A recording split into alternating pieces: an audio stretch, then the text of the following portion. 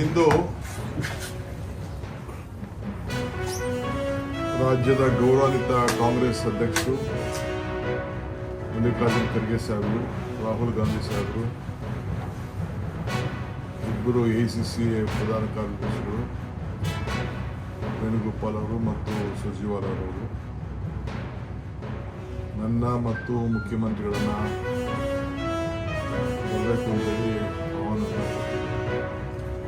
ಆ ಪ್ರಕಾರ ನಾವಿಬ್ಬರು ಬಂದು ಪಕ್ಷದ ಸಂಘಟನೆ ವಿಚಾರದಲ್ಲಿ ಕರ್ನಾಟಕ ರಾಜ್ಯದ ರಾಜಕಾರಣ ಮತ್ತು ಇತ್ತೀಚೆಗೆ ನಡೆದಂಥ ಆಕಸ್ಮಿಕವಾದಂಥ ಒಂದು ಘಟನೆ ಬಗ್ಗೆ ಚರ್ಚೆ ಆಯಿತು.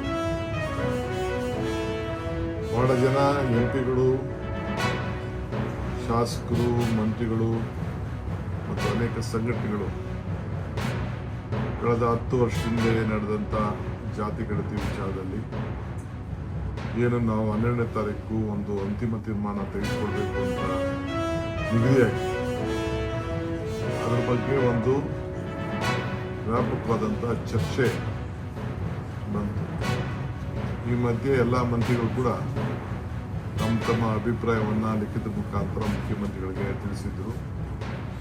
ಅನೇಕ ಸಂಘಟನೆಗಳು, ಮಠಾಧೀಶರು, ಸಂಘ ಸಂಸ್ಥೆಯವರು, ಶಾಸಕರು, ಮಂತ್ರಿಗಳೆಲ್ಲ ಕೂಡ ಪ್ರತ್ಯೇಕವಾಗಿ ನಮ್ಮ ವರಿಷ್ಠರು ಕೂಡ ಮಾತಾಡಿದರು.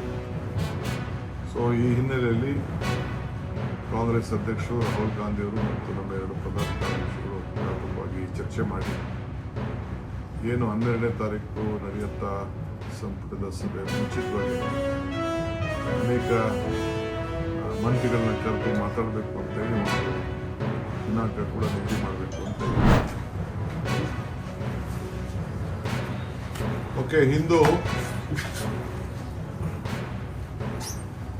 ರಾಜ್ಯದ ಗೌರವಾನ್ವಿತ ಕಾಂಗ್ರೆಸ್ ಅಧ್ಯಕ್ಷರು ಮಲ್ಲಿಕಾರ್ಜುನ್ ಖರ್ಗೆ ಸಾಹೇಬರು, ರಾಹುಲ್ ಗಾಂಧಿ ಸಾಹೇಬರು,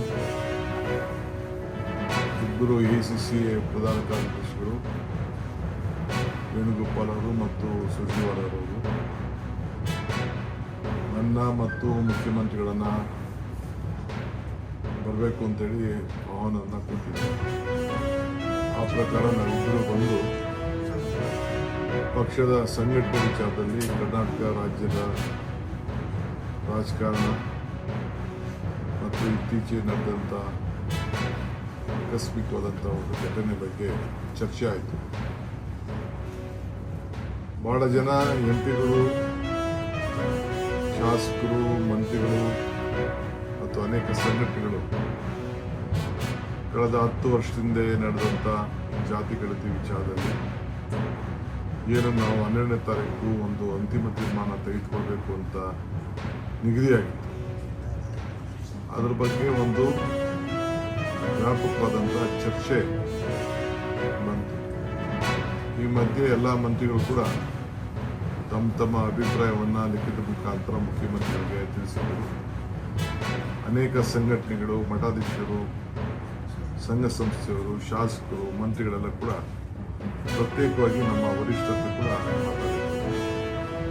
ಸೊ ಈ ಹಿನ್ನೆಲೆಯಲ್ಲಿ ಕಾಂಗ್ರೆಸ್ ಅಧ್ಯಕ್ಷರು ರಾಹುಲ್ ಗಾಂಧಿಯವರು ಮತ್ತು ನಮ್ಮ 2 ಪ್ರಧಾನ ಕಾರ್ಯದರ್ಶಿಗಳು ವ್ಯಾಪಕವಾಗಿ ಚರ್ಚೆ ಮಾಡಿ ಏನು 12ನೇ ತಾರೀಕು ನಡೆಯುವಂಥ ಸಂಪುಟದ ಸಭೆ ಮುಂಚಿತವಾಗಿ ಅನೇಕ ಮಂತ್ರಿಗಳನ್ನ ಕರೆದು ಮಾತಾಡಬೇಕು